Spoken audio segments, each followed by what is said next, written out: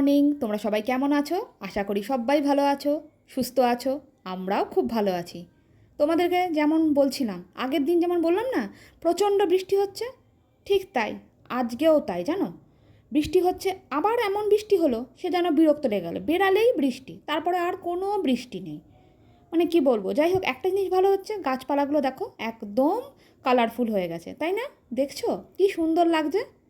এই পাতাবাহার গাছটা কি সুন্দর না? আমার এক পাশের বাড়ির কাকিমা এত গাছ লাগাতে পছন্দ করেন উনি, সেই সুন্দর সুন্দর গাছ নিয়ে এসে লাগায়। তা যাই হোক, তা মিঠিকে সকালে স্কুলে দিয়ে এসে তারপরে ভিডিওটা শুরু করলাম। মিঠিকে দিতে যাওয়ার সময় যে কী যে ঝকমারি, কী আর বলবো। সে তাড়াহুড়া, মানে যতই ভাবি যে টাইমে করে ফেলবো, কিছুতেই আর হয় না। তো রাধা অষ্টমী, তাই সবাইকে রাধে রাধে।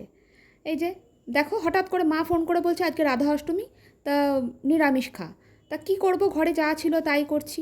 পটল ছিল একটু, পটল ভাজা, বেগুন ভাজা, আর এদিকে নিউট্রিলা ছিল।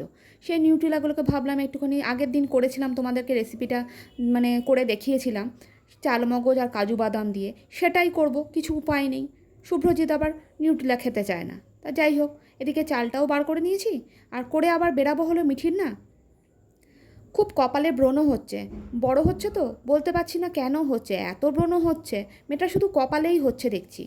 তোমরা জানিও, একজন একটা ওষুধের নাম বলল, সেটাই যাচ্ছি খুঁজতে, আমি আর শুভ্রজিৎ আবার আমাকে নামিয়ে দেবে, নামিয়ে দিয়ে ও আবার চলে যাবে মিঠিকে স্কুলে আনতে।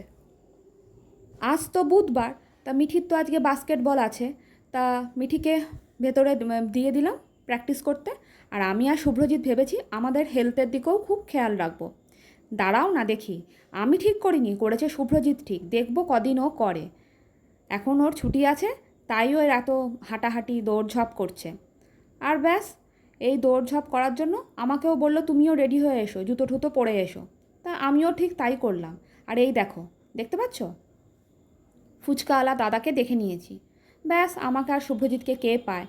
দাঁড়িয়ে গেলাম খেতে। এদিকে হেলথের কথা সব ভুলে গেলাম।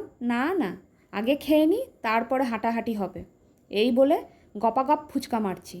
শুধু ফুচকা না, শুধু পরপর দেখতে থাকো। এখন তো ফুচকা চলছে, এরপর দেখো না আরও কী কী হয়।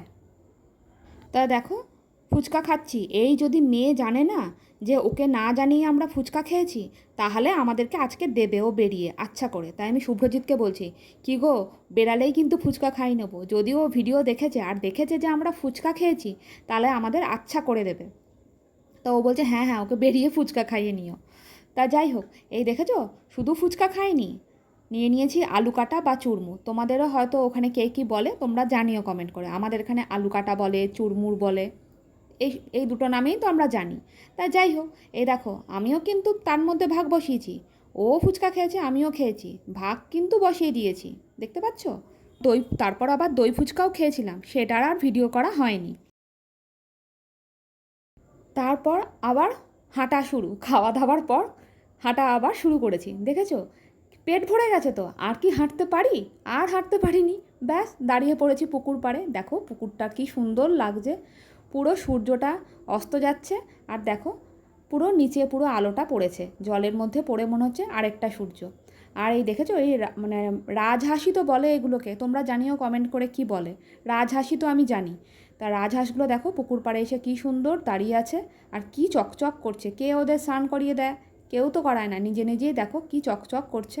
আর জানো তো, এখানে এসে দেখলাম কি সুন্দর সুন্দর পাখি আসে, মানে কত রকমের পাখি দেখতে পেলাম, কিন্তু সব গাছের ওপর তো, তাই আর ক্যাপচার করতে পারিনি। এই দেখো কি ফর্সা ফর্সা লাগছে না, আর চকচক করছে গা। আমরা যে সামনে গেছি ওরা কিচ্ছু বলছে না। তো এখনকার জন্য ভিডিওটা এখানেই এন্ড করলাম। তোমাদের যদি ভালো লেগে থাকে, একটা like, comment, share and subscribe করতে একদমই ভুলো না। আর তোমরা সবাই ভালো থেকো, সুস্থ থেকো, সাবধানে থেকো, আর সকলকে ভালো রেখো। আর ভালো লাগলে একটা কমেন্ট করে জানিও যে ভিডিওটা কেমন লাগছে। তাহলে চলো, এখনকার জন্য টাটা।